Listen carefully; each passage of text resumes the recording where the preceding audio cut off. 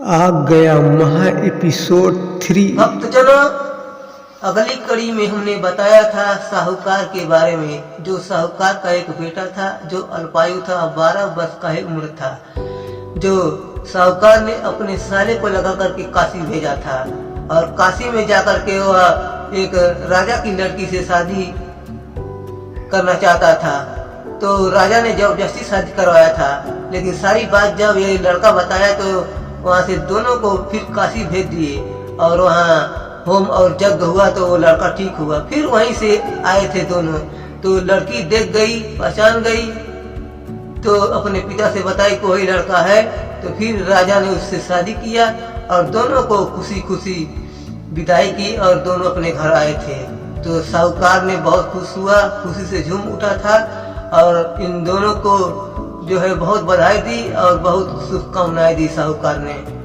भक्तजनों, आज मैं आप लोगों को बताऊंगा शिव विवाह के बारे में। माता पार्वती और भगवान शिव का विवाह कैसे हुआ था, ये सारी कथाएं मैं आप सब भक्तों को विस्तार से बताऊंगा। भक्तों, कैसे भगवान शिव का विवाह हुआ था और माता पार्वती का विवाह हुआ था।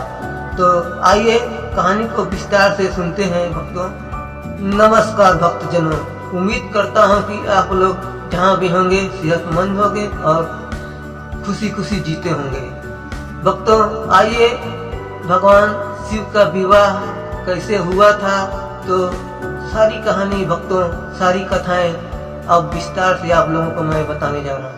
भक्तजनों, हिमालय राज के घर एक सुंदर कन्या का जन्म हुआ, जो हिमालय राज ने अपनी बेटी का नाम पार्वती रखा।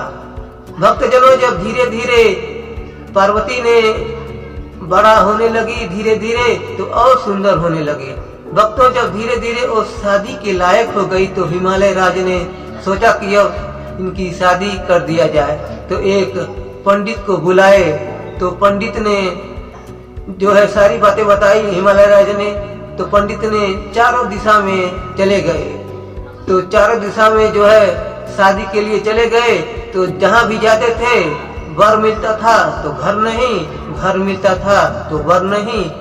तो ऐसे ही चारों दिशा में घूमते घूमते घूमते घूमते फिर वो वापस आ गए। जब वापस आ रहे थे तो माता पार्वती अपने आंगन की तरह खेल रही थी, अपने आंगन में खेल रही थी। जब खेल रही थी तो पंडित जी को देखी तो पूछी, तो पंडित जी ने सारी बातें बताई।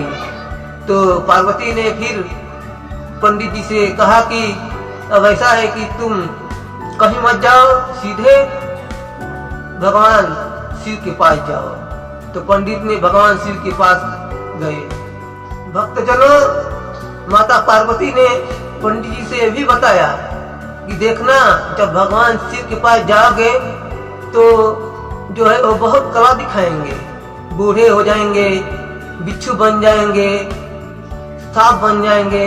तो डरना मत उनसे, सारी बातें बताना कि पार्वती आपसे शादी करना चाहती हैं।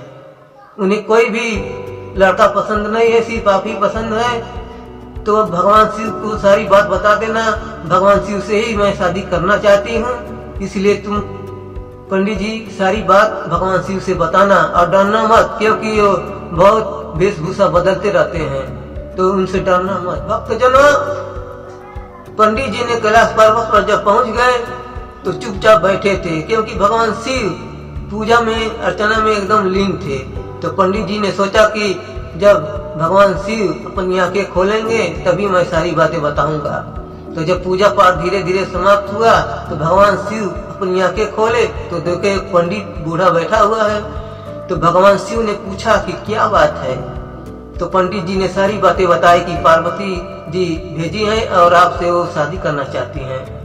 तो भगवान शिव ने कहा कि वो हिमालय राज की बेटी हैं और मैं कहाँ धुआं रमाने वाला, मैं उनसे शादी कैसे कर सकता हूँ। मैं तो यहाँ पर रहता हूँ एक झोपड़ी में और वो राजा की लड़की हैं, मैं उनसे शादी नहीं कर सकता। पंडित जी ने भी बहुत कहा, लेकिन भगवान शिव कहे कि नहीं, मैं शादी नहीं कर सकता हूँ। तो पंडित फिर वहाँ से वापस चले आए। जब वापस आए तो सारी बातें माता पार्वती से बताई। तो माता पार्वती तपस्या करने लगी, तपस्या में एकदम लीन हो गई, क्योंकि वो चाहती थी कि भगवान शिव से शादी हो जाए। भक्तजनों, जब माता पार्वती तपस्या करने लगी तो भगवान विष्णु जी और ब्रह्मा शिव के पास चले गए और बहुत समझाए बुझाए, कहे कि आप शादी कर लीजिए।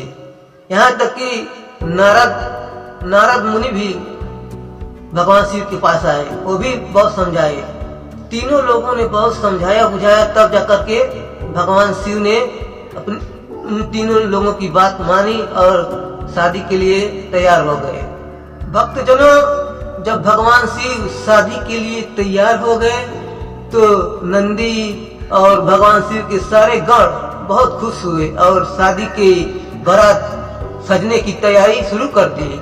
और जब बारात सज गई तो हिमालय राज के घर पहुंच गई। जब पहुंच गई तो माता पार्वती की सखिया भी थी, तो भगवान शिव को जब देखी तो खिल्ली उड़ाने लगी। भक्तों, जब भगवान शिव को देखी तो उनकी सखिया खिल्ली उड़ाने लगी, मतलब हंसी उड़ाने लगी। और माता पार्वती से जाकर कही कि ऐसा ही वर चुनी हो, बूढ़ा और जो है सुंदर भी नहीं है, तुमको और कोई नहीं मिलता था। तो माता पार्वती ने कहा कि भगवान शिव मन में सोची कि भगवान शिव को भी तुम लोग जानती नहीं हो, मैं जानती हूँ वो कैसे इंसान हैं। वो तो तुम लोग मेरी सखी हो, खिल्ली उड़ाओगी, लेकिन उनको तुम लोग अभी जानती नहीं हो। भक्तजनों, दुर्भाषा ऋषि भी वहां पर पहुंचे थे और सारी बाराती घराती भगवान शिव का खिल्ली और हंसी उड़ाते थे उनका चेहरा देख करके। तो दुर्भाषा ऋषि भी बहुत क्रोधित हुए, वो भी कहे कि भगवान शिव जहाँ भी जाते हैं ऐसा ही चेहरा बना करके जाते हैं, तो लोग हंसी उड़ाएंगे ही। जहाँ भी जाते हैं ऐसा ही चेहरा बनाते हैं तो लोग हंसी उड़ाएंगे भी। ये दुर्वासा ऋषि बहुत क्रोधित होकर के भगवान शिव को शराब देकर वहां से गुस्सा में चले गए। इतना गुस्सा किए कि वहां से शराब दे दिए और शराब दे करके दुर्वासा ऋषि चले गए। तो माता पार्वती अपने मन में कहने लगी कि हे भगवान शिव, आप अच्छा चेहरा बना लीजिए, नहीं तो मेरी बहुत खिल्ली उड़ेगी, बहुत हंसी उड़ेगी। तो ये बात माता पार्वती ने कही, तब भगवान शिव अपनी शक्ति से एकदम सुंदर दूल्हा बन गए। भक्तों, इतना सुंदर दूल्हा बन गए कि वैसा दूल्हा कोई बना ही नहीं था। बहुत ही आकर्षण, सब बराती और घराती देख करके हैरान हो गए। भक्तों, माता पार्वती भी बहुत खुश हो गई। भक्तजनों, हिमालय राज ने 56 प्रकार के भोग और मिष्ठान खान बनाए थे। सारे बराती बहुत खुश हुए और खुशी खुशी खाना और मिष्ठान खाए और भगवान शिव का खुशी खुशी शादी और विवाह हुआ। भगवान शिव माता पार्वती के गले में हार डाले और माता पार्वती भगवान शिव के गले में हार डाले। दोनों की शादी बड़ी खुशी खुशी संपन्न हुई और धीरे धीरे विदाई की तैयारी शुरू हो गई। भक्तों, जब माता पार्वती की विदाई हुई तो माता पार्वती जब कैलाश पर्वत पर गई तो भगवान शिव से कही, यही आपका पर्वत और झोपड़ी घर है और मेरा ससुराल है।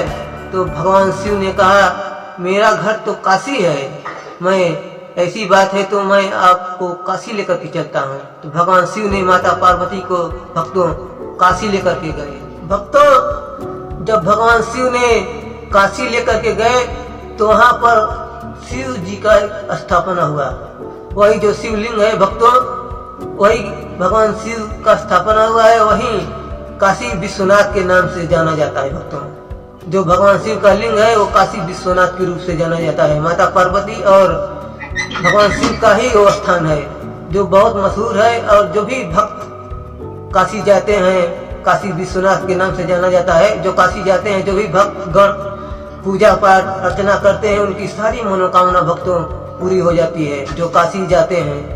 कहा गया है कि भक्तों, भगवान शिव और पार्वती का शादी अनिवार्य था।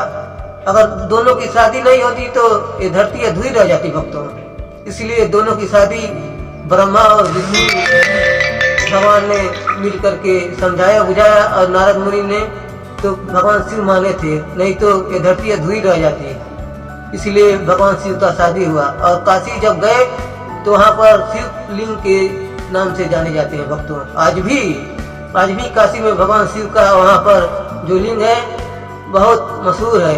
लोग दर्शन करने हमेशा वहाँ पर जाते रहते हैं भक्तों, और हर मनोकामना भगवान शिव माता पार्वती का पूजा पाठ करते हैं तो उनका पूरा हो जाता है भक्तों। भक्तजनों, भगवान शिव विवाह के बारे में बहुत सरल भाषा और विस्तार से बताया हूँ ताकि आप सब लोगों को समझ में आ सके। भक्तों, उम्मीद करता हूँ कि ये हमारी कथाएं और शिव भगवान के बारे में आप लोगों को पूरी जानकारी मिली होगी। फिर मिलेंगे किसी नेक्स्ट वीडियो में, ऐसा ही वीडियो लेकर के आऊँगा। तब तक के लिए नमस्कार।